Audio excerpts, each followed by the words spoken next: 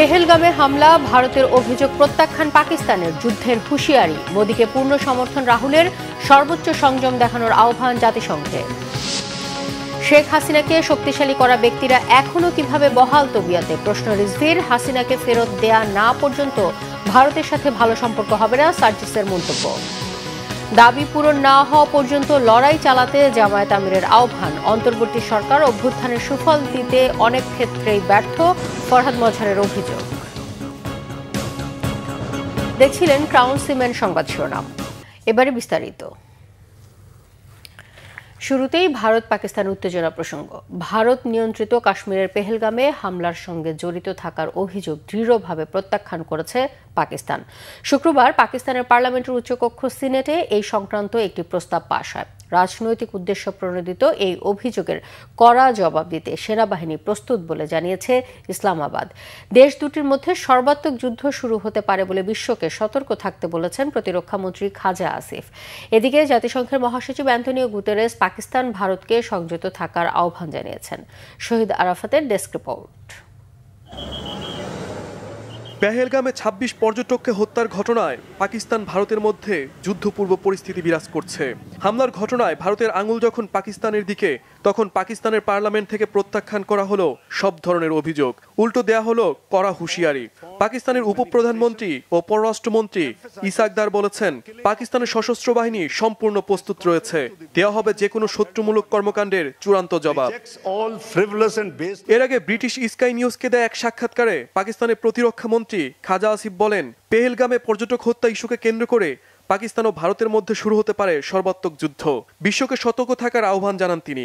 এর আগে বৃহস্পতিবার উভয় পক্ষের মধ্যে কাশ্মীরের নিয়ন্ত্রণ রেখায় গোলাগুলির ঘটনা ঘটে। পরিস্থিতি বিবেচনায় জম্মু কাশ্মীরের সুচেতগড়ে ভারত পাকিস্তান সীমান্ত বন্ধ করে দিয়েছে ভারতের সীমান্তরক্ষী বাহিনী। এর আগে আটারি ওয়াগা সীমান্ত বন্ধ করে দেয় ভারত সরকার। এদিকে ভারত নিয়ন্ত্রিত কাশ্মীরের পেহেলগামে সন্ত্রাসী হামলার জবাবে সরকারের যে কোনো পদক্ষেপে বিরোধী দল সমর্থন দেবে বলে আশ্বস্ত করেছেন কংগ্রেস শীর্ষ নেতা রাহুল গান্ধী। বৃহস্পতিবার এই ইস্যুতে সর্বদলীয় বৈঠক হয় ভারতে। বৈঠকে গোয়েন্দা ব্যর্থতা স্বীকার করেছে প্রধানমন্ত্রী নরেন্দ্র মোদী নেতৃত্বাধীন কেন্দ্রীয় সরকার। ভারত পাকিস্তানের উত্তপ্ত পরিস্থিতিতে উভয় পক্ষকে শান্ত থাকার আহ্বান জানিয়েছেন জাতিসংঘ মহাসচিব Antonio Guterres. Shahid Arafat, Bangla Vision, news desk. Saint Peter's ব্যাসিলিকাতে পোপের প্রতি শ্রদ্ধা জানিয়েছেন প্রধান উপদেষ্টা ডক্টর মোহাম্মদ ইউনূস। এর আগে ইতালির স্থানীয় সময় শুক্রবার দুপুর 2:15 রোমে পৌঁছান প্রধান উপদেষ্টা। বিমানবন্দরে প্রধান উপদেষ্টাকে স্বাগত জানান ভ্যাটিকান সিটির সেক্রেটারি অফ স্টেট লুকা মারারোয়েসে ও ইতালি ও ভ্যাটিকানে নিযুক্ত বাংলাদেশের রাষ্ট্রদূত। প্রধান উপদেষ্টা সেন্ট পিটার্স স্কোয়ারে গিয়ে পোপ ফ্রান্সিসের কফিনে শ্রদ্ধা নিবেদন করেন। আজ সকালে পোপ ফ্রান্সিসের শেষকৃত্য অনুষ্ঠানে অংশ নিতে আবারও সেন্ট পিটার্স স্কোয়ারে যাবেন প্রধান উপদেষ্টা। রবিবার সকালে লিওনার্দো দা ভিঞ্চি রোম ফিজুমিচিনো বিমানবন্দর থেকে ডক্টর ইউনূস বাংলাদেশের উদ্দেশ্যে রওনা হবেন এবং সোমবার সকালে দেশে ফিরবেন বলে আশা করা হচ্ছে।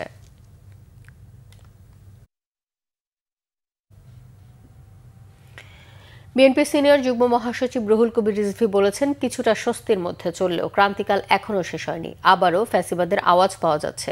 শুক্রবার দলের ভারপ্রাপ্ত চেয়ারম্যান তারেক রহমানের নির্দেশনায় আমরা বিএনপি পরিবারের পক্ষ থেকে 24-এর ছাত্র জনতার গণ অভ্যুত্থানের শহীদ পরিবারের প্রতি আর্থিক সহায়তা প্রদান অনুষ্ঠানে তিনি একথা বলেন।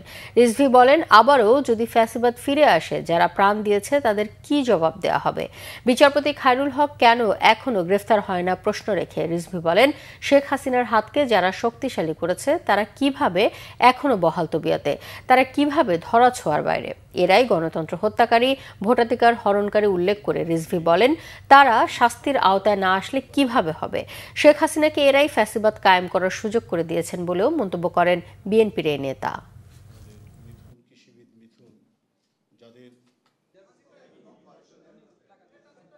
আমরা যে ক্রান্তিকাল এখনো শেষ হয়নি, মোটামুটি একটা স্বস্তির মধ্যে দিন যাপন করলেও এখনো কিন্তু 60 লক্ষ বিএনপির নেতাকর্মীর নামে যে মামলা, সেই মামলা থেকে কিন্তু সবাই অব্যাহতি পায়নি। এর মধ্যেই আমরা আবার ফ্যাসিবাদের কণ্ঠের আওয়াজ শুনতে পাই কখনো কখনো। এটা অত্যন্ত দুঃখজনকই শুধু নয়, বিপজ্জনকও বটে। কোনোভাবেই ফ্যাসিবাদের আওয়াজ যদি উঠে বাংলাদেশের এই মাটিতে, তাহলে আমরা জাহিদের আত্মার কাছে কি জবাব দিব, আহনাফের আত্মার কাছে কি জবাব দিব, ওসমান গনির আত্মার কাছে কি জবাব দিব, আবু সাইদের কাছে আমরা কি জবাব দিব? তার তুলে দেওয়া পতাকাটিকে। এদিকে বিএনপির vice chairman doctor Asaduzzaman Ripon বলেছেন, ইউনূস সরকারের প্রশাসনে ধীরে ধীরে পতিত আওয়ামী লীগকে পুনর্বাসনের প্রক্রিয়া চালু হয়ে গেছে। সরকারের মধ্যে নানাভাবে কখনো উপদেষ্টার নামে, কখনো বিশেষ সহকারীর নামে আওয়ামী লীগের লোকজনের পুনর্বাসন হচ্ছে। শুক্রবার বিকেলে লৌহজঙ্গের পদ্মাপাড়ে শিমুলিয়া ঘাট এলাকায় উপজেলা বিএনপি ও এর অঙ্গ সংগঠন আয়োজিত নাগরিক সমাবেশে প্রধান বক্তা হিসেবে তিনি এসব কথা বলেন। আসাদুজ্জামান রিপন আরও বলেন, যারা শেখ হাসিনাকে বেশ বেশ বলে হাতে দিয়েছেন তারা ইউনূস সরকারের প্রশাসনে যুক্ত হয়ে যাচ্ছেন। এতে দেশের ভাবমূর্তির ক্ষতি হচ্ছে। এ সময় তিনি শিমুলিয়া ঘাট এলাকায় নদী বন্দর, লঞ্চ ঘাট, দোকানপাট এবং গাড়ি পার্কিং এর নামে চাঁদা আদায় করা হচ্ছে বলেও অভিযোগ করেন। সমাবেশে সারা দেশে অবৈধ বালু উত্তোলন বন্ধ, নদী শাসন করা ও শিমুলিয়া ঘাটে আন্তর্জাতিক মানের কন্টেইনার পোর্ট ও হাসপাতাল নির্মাণ সহ 11 দফা দাবি তুলে ধরা হয়। শেখ হাসিনাকে ফেরত দেয়া না পর্যন্ত ভারতের সাথে বাংলাদেশের সম্পর্ক ভালো হবে না বলে মন্তব্য করেছেন জাতীয় নাগরিক পার্টির মুখ্য সংগঠক সার্জিস আলম। নির্বাচনের আগে আওয়ামী লীগের বিচার দৃশ্যমান করার জোর দাবি তোলা হয় রাজধানীর বিভিন্ন সভা সমাবেশ থেকে। আরও জানাচ্ছেন মোবাশ্বের আহমদ। জুলাই গণহত্যা, পিলখানা হত্যা ও শাপলা চত্বর গণহত্যার বিচার ও আওয়ামী লীগ নিষিদ্ধের দাবিতে রাজধানীর শাহবাগ জাদুঘরের সামনে শহীদী সমাবেশের আয়োজন করে ইনকিলাব মঞ্চ। উপস্থিত ছিলেন জুলাই আন্দোলনে নিহতদের পরিবারের স্বজনেরা। এ সময় গণহত্যাকারী আওয়ামী লীগের বিচার দৃশ্যমান করার জোর দাবি তোলেন স্বজনেরা।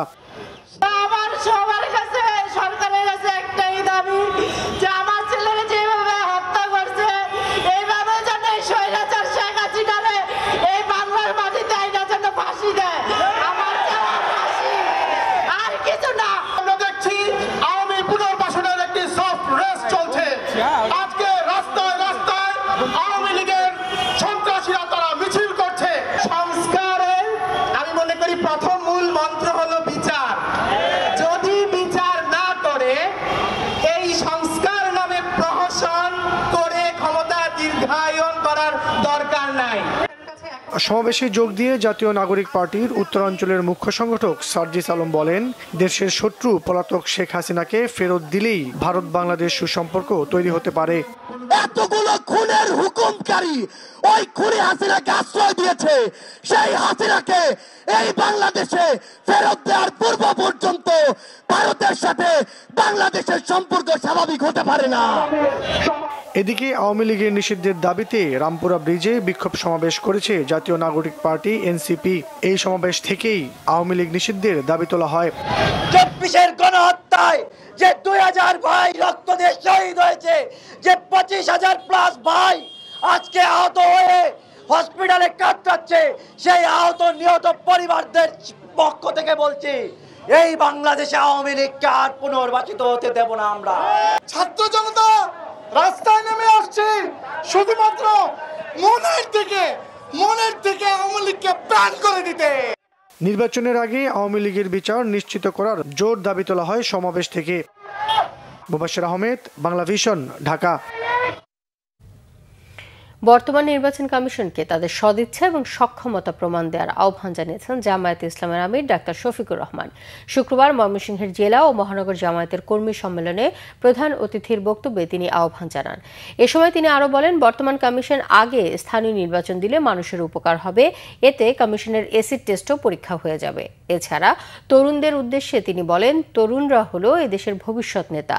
যতদিন পর্যন্ত তরুণদের ন্যায্য দাবি পূরণ না হবে, ততদিন এই লড়াই থেকে বিশ্রাম নেওয়া যাবে না বলেও জামায়াতের আমির মন্তব্য করেন। বর্তমান একটা নির্বাচন কমিশন হয়েছে, তারা বলেছেন ইতিহাসের সবচেয়ে ভালো নির্বাচন নাকি তারা উপহার দিবেন। আমরা তাদের একটু এসিড টেস্ট দেখতে চাই, স্থানীয় সরকার নির্বাচনটা দিন, আমরা দেখি আপনাদের সদিচ্ছা এবং সক্ষমতা কতটুকু। এটার প্রমাণ আপনারা পেশ করুন। যদি এতে জনগণ সন্তুষ্ট হয়, জনগণের পরবর্তী খেদমতের জন্য জনগণ আপনাদেরকে পূর্ণ সহযোগিতা দেবে। আর এখানে যদি কোনো কিছু ধরা পড়ে, তাইলে জনগণ আপনাদেরকে হলুদ নয় লাল কার্ড দেখাই দেবে। 5 আগস্টের পর গঠিত সরকার জনগণের প্রত্যাশা মতো হয়নি, তাই সাধারণ মানুষের কাছে গণঅভ্যুত্থানের সুফল পৌঁছে দিতেও অনেক ক্ষেত্রে ব্যর্থ। অনতিবিলম্বে পানি সুরক্ষার বাস্তবায়নের মাধ্যমে সরকারকে প্রমাণ করতে হবে তারা জনগণের সরকার, তা না হলে সাধারণ মানুষ পানি মিছিলে যেতে বাধ্য হবে বলে হুঁশিয়ারি করেছেন কবি ও চিন্তক ফরহাদ মজহার। শুক্রবার দুপুরে শহরের গরিব শ্রমজীবী মানুষের জন্য বিনামূল্যে রাস্তার মোড়ে মোড়ে বিশুদ্ধ নিরাপদ পানির দাবিতে জাতীয় প্রেস ক্লাবের সামনে মানববন্ধন ও গণসমাবেশ অনুষ্ঠানে এসব কথা বলেন তিনি। ফরহাদ মজহার বলেন, প্রতিটি জীবনের জন্য পানি দরকার। পানি সমষ্টিগত সম্পদ, এই সম্পদকে কোম্পানির হাতে তুলে দেওয়া যায় না। তিনি বলেন, ইসলামের সবথেকে সংবেদনশীল বিষয় পানি। ধর্মের নামে যারা রাজনীতি করে তারা ইসলামের রাজনীতি করলে রাজধানীতে সুপেয় পানি কিনে খেতে হতো না। এ সময় যে সরকার বোতলে পানি বেচে সেই সরকার জনগণকেও বেচতে পারে বলেও মন্তব্য করেন ফরহাদ মজহার। স্বস্তি ফিরেছে চালের বাজারে। কেজিতে 8 থেকে 10 টাকা কমেছে মিনিকেটের দাম। বৈশাখে নতুন চাল বাজারে আসায় দাম আরও কমার সম্ভাবনা রয়েছে বলে জানিয়েছেন বিক্রেতারা। পেঁয়াজের দাম বেড়েছে কেজি প্রতি 10 টাকা। বিস্তারিত জানাচ্ছেন মামুন আব্দুল্লাহ। চালের সরবরাহ ঠিক থাকার পরও গেল কয়েক মাস ধরেই টালমাটাল ছিল দাম। 70 টাকা কেজি মিনিকেট চালের দাম গিয়ে ঠেকে 90 টাকায়। তবে এবার স্বস্তি দিয়ে কমতে শুরু করেছে এই নিত্যপণ্যটির দাম। 88 থেকে 90 টাকা কেজি দরের মিনিকেট বিক্রি হচ্ছে 78 থেকে 80 টাকায়। দাম আরও কমার সম্ভাবনা আছে বলে জানালেন বিক্রেতারা। মিনিকেট এক নম্বর যেটা ছিল 88-86 টাকা হোলসেল রেট, এখন বর্তমানে 82 টাকা হইতে 84 টাকা রেট। দাম বেশি বাড়তেছে প্রায় একদম 88 থেকে 90 টাকা হয়ে গেছিল। এখন সেখান থেকে দেখা যায় এখন 80-82 টাকায় নিচে চলে এসেছে। আরও মৌসুম তো এখন উঠতেছে, পুরোটা উঠলে দেখা যায় আপনার ওটা আরও কমবে। সবজির বাজারে কিছু পণ্যের দামে স্বস্তি থাকলেও বেগুনের দাম বেড়েছে বলে জানান ক্রেতারা। বেশিরভাগ সবজি 40 থেকে 50 টাকায় পাওয়া গেলেও বেগুন বিক্রি হচ্ছে 100 টাকায়। তবে পেঁয়াজ কেজিতে 10 টাকা বেড়ে বিক্রি হচ্ছে 55 থেকে 60 টাকায়। বর্তমানে ঝিঙ্গা চিচিকাগুলো 70 থেকে 80 টাকা কেজি, ভালো মানের গুলো তাতে 70-80। বেগুন বাজারে বেগুন ছিল না বাজারও, তাতে বেগুনের দাম আজকে একটু বেশি। বেগুন বর্তমানে আজকে 100 টাকা কেজি। গত সপ্তাহে পেঁয়াজ আসলো 40-45, আর এই সপ্তাহে বেচতে আছে 50-55 টাকা কেজি। পেঁয়াজ পর্যাপ্ত হয়েছে, পেঁয়াজ হয়েছে। আপনার গিয়ে পেঁয়াজ মহাজনরা গুদামজাত করে রেখে দিতেছে, মার্কেটে ছাড়তেছে না, যার কারণে পেঁয়াজের দামটা আবার বাইরে গেছে। পেঁয়াজের দাম এখনো স্বাচ্ছন্দ্য আছে, মানে এই পর্যন্ত না থাকলে আবার কৃষক কিছু পাবে না। এটা দরকার আছে, আবার এর চেয়ে বেশি গেলে আবার কিছুটা সমস্যা। মাছের বাজারে কিছু মাছের দাম কেজিতে 50 টাকা পর্যন্ত বেড়েছে। বরাবরের মতোই সরবরাহ কমার অজুহাত বিক্রেতাদের, তবে তা মানতে নারাজ ক্রেতারা। আমদানি কম থাকায় প্রত্যেক মাছের কেজিতে 20-30-40 টাকা বাড়ছে। কারণ এই যেমন চেওয়া মাছ অন্যদিন কেজি বিক্রি করে 800, আজকে 850 টাকা। সাপ্লাই তো আছে, মাছ তো বাজারে দেখা যাচ্ছে আছে, কিন্তু দাম কেন বেশি সেটা তো আমরা বুঝতেছি না। এমন না যে মাছ নাই। মুরগির দাম আরও কমেছে। কেজিতে 20 টাকা কমে ব্রয়লার 160 টাকা এবং সোনালী মুরগি বিক্রি হচ্ছে 260 টাকায়। মামুন আব্দুল্লাহ, বাংলা ভিশন, ঢাকা। ঢাকা বিশ্ববিদ্যালয়ের মার্কেটিং অ্যালামনাই অ্যাসোসিয়েশনের নতুন নির্বাহী কমিটির শপথ অনুষ্ঠান হয়েছে। শুক্রবার বিশ্ববিদ্যালয়ের ব্যবসায় শিক্ষা অনুষদের professor doctor Abdullah Faruque multipurpose হলে এই অনুষ্ঠানের আয়োজন করা হয়। এর আগে 18 এপ্রিল মার্কেটিং অ্যালামনাই অ্যাসোসিয়েশনের বার্ষিক সাধারণ সভায় 2025 থেকে 2027 মেয়াদের জন্য এই কমিটি ঘোষণা করা হয়। নবগঠিত কমিটির সভাপতি হন ঢাকা বিশ্ববিদ্যালয়ের মার্কেটিং বিভাগের অধ্যাপক ডক্টর আশরাফুল ইসলাম চৌধুরী। সাধারণ সম্পাদক হিসেবে দায়িত্ব পান খন্দকার মোহাম্মদ রাফিক হাসান। বর্তমান ও প্রাক্তন অ্যালামনাই এবং বিভাগের ছাত্র ছাত্রীদের মধ্যে মেলবন্ধন তৈরি করে এক শক্তিশালী নেটওয়ার্ক গড়ে তুলতে এবং মার্কেটিং বিভাগের উন্নয়নে নিরলসভাবে কাজ করে যাওয়ার প্রত্যয় জানান তারা। অনুষ্ঠানে উপস্থিত ছিলেন প্রবীণ অধ্যাপক ডক্টর কাজী শরীফুর আলম ও ঢাকা বিশ্ববিদ্যালয়ের মার্কেটিং বিভাগের প্রাক্তন ও বর্তমান শিক্ষক শিক্ষিকাবৃন্দ এবং অ্যালামনাইরা।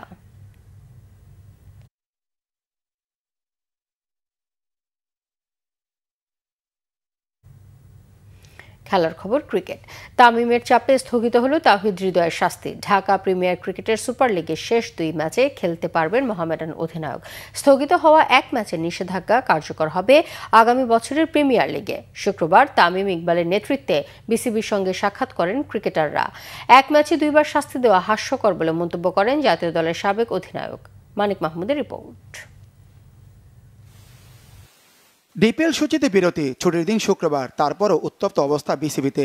ঢাকা প্রিমিয়ার লিগে মোহামেডানের অধিনায়ক তাহিদ হৃদয়ের শাস্তি ইস্যুতে একত্রিত ক্রিকেটাররা। নেতৃত্বে বড় ভাই তামিম ইকবাল হার্ট অ্যাটাকের পর চিকিৎসা শেষে এর আগেও মাঠে এসেছেন তামিম। ক্রিকেটে ফিরতে এখন অনেকটা সময় বাকি, তবে মাঠের বাইরে নেতৃত্বে আবারও সরব দেশসেরা ওপেনার। ডিপিএলে আম্পায়ার শরফুদ্দুল্লাহ ইবনে শহীদ সৈকতের সাথে তর্কে জড়িয়ে শাস্তি পেয়েছিলেন তাহিদ হৃদয়, কিন্তু বায়োলজ পরিবর্তন করে শাস্তি কমানোর পর তোপের মুখে পড়ে আগের সিদ্ধান্তে ফিরে যায় বিসিবি।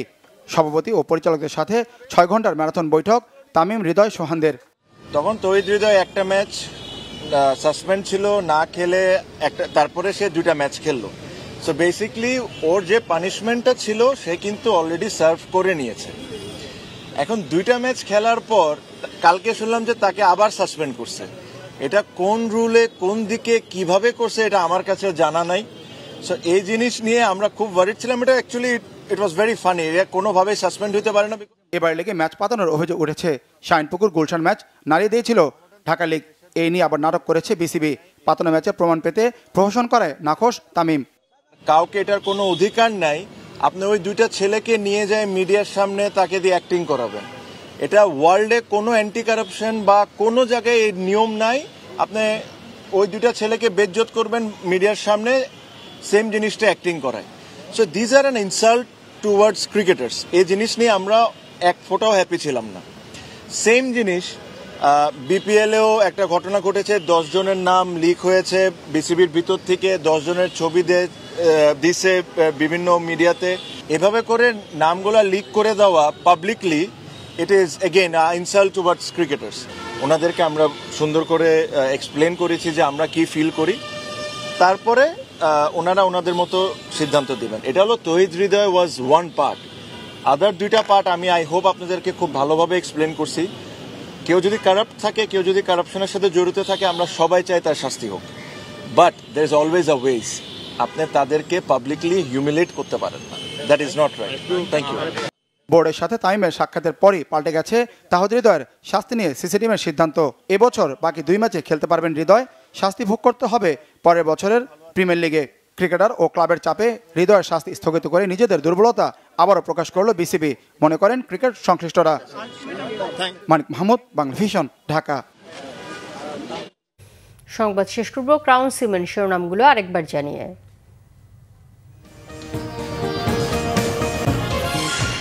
পেহেলগামে হামলা, ভারতের অভিযোগ প্রত্যাখ্যান পাকিস্তানের, যুদ্ধের হুঁশিয়ারি, মোদীকে পূর্ণ সমর্থন রাহুলের, সর্বোচ্চ সংযম দেখানোর আহ্বান জাতিসংঘের। শেখ হাসিনাকে শক্তিশালী করা ব্যক্তিরা এখনও কিভাবে বহাল তবিয়তে, প্রশ্ন রিজভির। হাসিনাকে ফেরত দেয়া না পর্যন্ত ভারতের সাথে ভালো সম্পর্ক হবে না, সার্জিসের মন্তব্য। দাবি পূরণ না হওয়া পর্যন্ত লড়াই চালাতে জামায়াত আমিরের আহ্বান, অন্তর্বর্তী সরকার অভ্যুত্থানের সুফল দিতে অনেক ক্ষেত্রেই ব্যর্থ, ফরহাদ মজহারের অভিযোগ। এই ছিল এখনকার মতো। পরের সংবাদ সকাল 7:30টায় দেখার আমন্ত্রণ রইল। এছাড়া বাংলাভিশন সংবাদ ও সংবাদ সংশ্লিষ্ট অনুষ্ঠান দেখতে ভিজিট করুন www.bbnews24.com ও facebook.com/banglavisionnews এবং সাবস্ক্রাইব করুন youtube.com/banglavisionnews। ধন্যবাদ।